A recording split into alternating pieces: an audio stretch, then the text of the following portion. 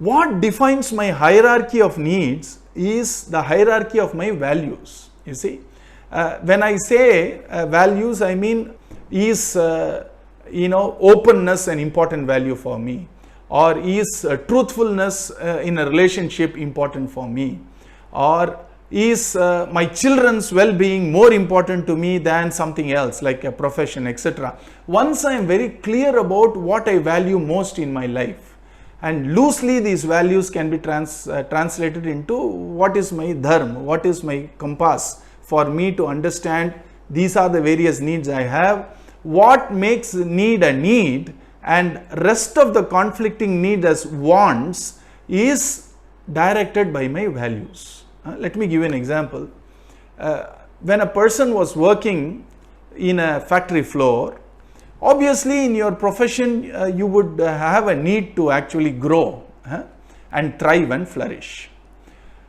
So the person was actually given an opportunity to head a different function which is 2 levels above, okay, which means tremendous growth in the profession. But then there was another need for the person, which is I need to actually focus on my spiritual satsang life, which means when I take that position at this point of time, I need to give up too much on my satsang time. You see, unless I am clear about which I value most in the long run of things, okay, I would always regret a decision I would have taken. Not because the decision is right or wrong, because I perceive it as right or wrong because I was not clear about the values which defined my choices of fulfilling the needs. And that person incidentally turned down that role and said that I cannot be available, say 20 hours in the factory, which may be demanded because of the role you are giving, because I need a balancing, personal development in form of satsang, etc. So the person said, look here, I am very happy that you are considering me for this role, but my personal values are not allowing me to take up this role right now because I have other priorities also, and those priorities, those choices are defined by a clear set of hierarchy of values I have. And so the person turned it down, and to this day the person didn't regret.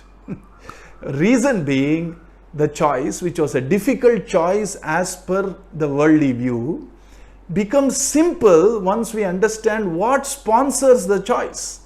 And the choice is sponsored by a value, and the value is very clear, and that value is also sort of supported by the purpose. When you're clear about a purpose, and we are clear about the ecosystem of values around that purpose, and then it becomes easy for me to make choices and look at something as a crying need versus something as nice to have, you see, or a supporting need. I cannot give up a crying need at the expense of a supporting need. Are we together on this?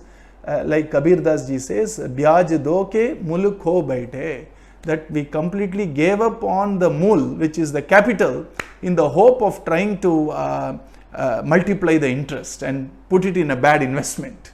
And that was financial investment, which he is using as an example. For us, it is an investment of our time, it is an investment of our energy, it is the investment of our attention, it is the investment of our material or resources, you see.